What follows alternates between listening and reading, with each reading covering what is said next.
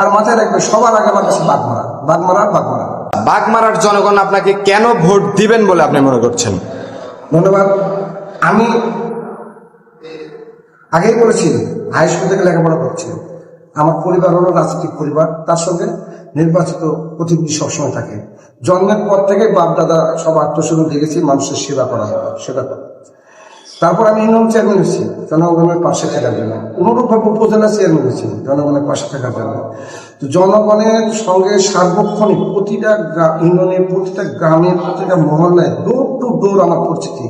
আমি যেমন জিয়া চেয়ারম্যান, আমার নাম সবাই জানে, অনুরূপভাবে এই ভবানীগঞ্জ ওপারে যে আমাদের দেওয়ান মামুনের বাড়ি, দেওয়ান রাজ্জাকের বাড়ি, এই ধরনের যারা বাড়ি বা প্রত্যেকের নাম ধরেছেন। মারা ইউনিয়নে যদি যায় একটা কথা, হুজুর আলী ভাই, আসলাম ভাই, আমাদের আব্বাস ভাই, সবাই সকলের নামই আমরা জানি। এইভাবে প্রতিটি লোকের সঙ্গে আমার সরাসরি সম্পৃক্ততা আছে। জনগণের একটা কনফিডেন্স আছে, যেহেতু বিগত দিনে বিএনপির উপর যখন স্টিম রোলার চলছে আওয়ামী লীগ সরকারে, বাড়ি ছাড়া হয়েছে জনগণ, সে সময় বাড়ি ছাড়া পরিবারের প্রতি সবসময় খোঁজখবর হয়েছে। জেলখানায় গিয়েছে সকলে, জেলখানার পরিবার মা বোনদের সঙ্গে যোগাযোগ করেছে। প্রত্যেকটা আমাদের নেতাকর্মীকে আইন কানুনভাবে বের করে নিয়ে এসেছি, প্রত্যেকের পাশে ছিলাম, কোনো সময় পালিয়ে যায়নি।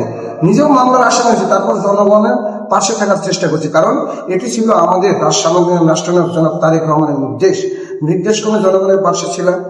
বিগত দিনে ছিলাম, আন্দোলন সংগ্রামে ছিলাম, জনগণের বিপদের সময় ছিলাম। অতীত থেকে শুরু করে বর্তমান পর্যন্ত জনগণের মধ্যে সকল বিপদ আপদে থাকি বিধায় জনগণ আমাকে পছন্দ করে, আমাকে ধানের শীষের প্রার্থী হিসেবে বেছে নিয়েছে।